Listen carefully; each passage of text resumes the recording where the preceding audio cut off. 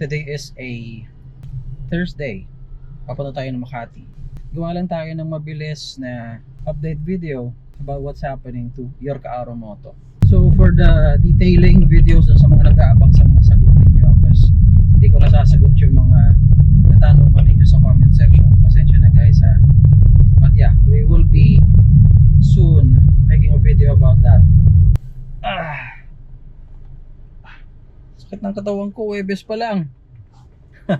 Gumawa tayo ng shoe. Actually naisip ko tuloy pamigay yung isang sapatos na pinagawa natin noon. Suot-suot ko yung isa. Ayan. Ganda, favorite ko to. Parang hindi natin siya tinuloy-tuloy yung Hercules shoe brand natin kasi although ito maganda na, may mga quality ako na alam nyo yun, sa sapatos kasi medyo maarte tayo and may quality akong hinahanap na hindi pa nagagawa ng mga maker na nakilala ko. Hercules is still there though. For the okay, now recently nahilig ako sa sa mga pabango. We'll make a video about perfumes soon. But for now, I have 2 bottles dito. In terms of yung mga details nito, doon na lang.